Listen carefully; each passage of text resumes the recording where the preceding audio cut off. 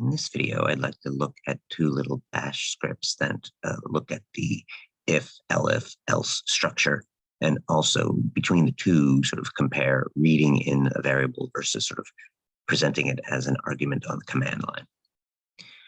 So in this first one, read if, we are prompting the user to enter a number of credits and then reading that variable value in.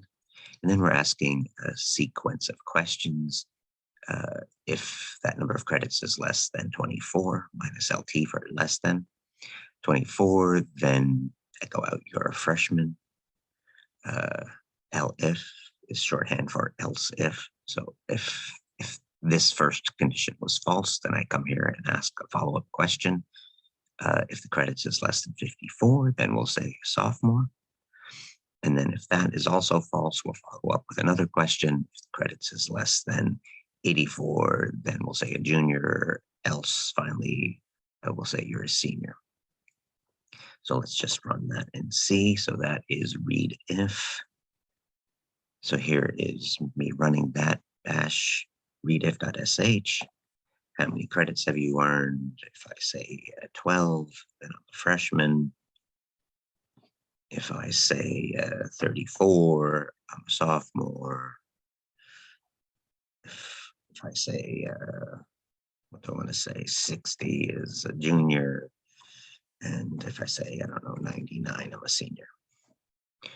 Okay, what else do I want to show you? This, let's show why that minus LT rather than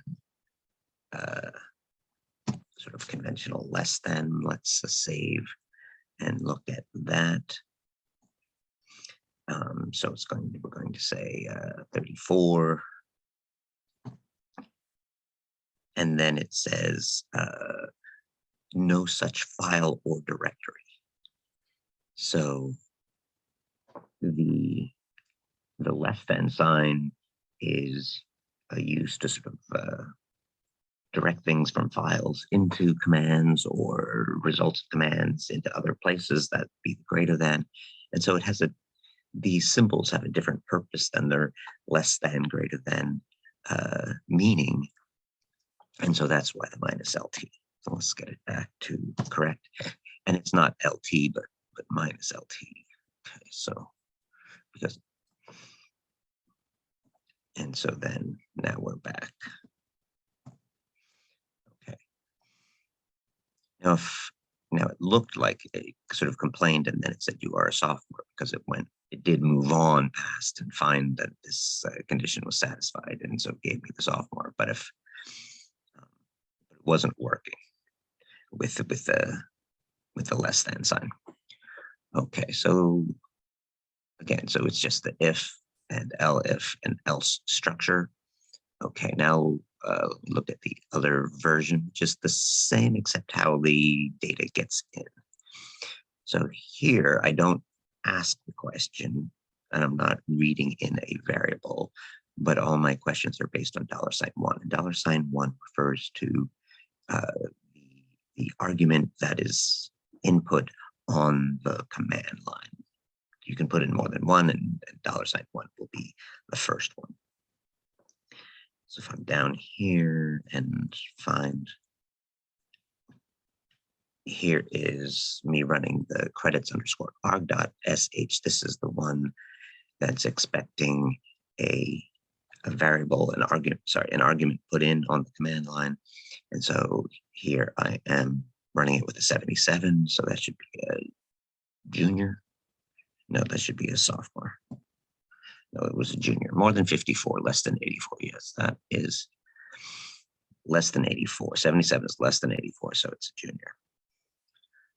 Okay, so it's just this difference. The read was using a read. That's why I called it read. So we are prompting. So the user is sort of asked for an input, and then it is read in. Whereas with the arguments, the person running the program sort of has to know to put in the arguments. So it's sort of a different approach, a different way to get data in, but you can still, in either way, ask a series of questions about it and get output based on that. I also showed you the why the minus LT rather than the less than sign. And I think that's all I wanted to show you in this example. Thanks much for your attention.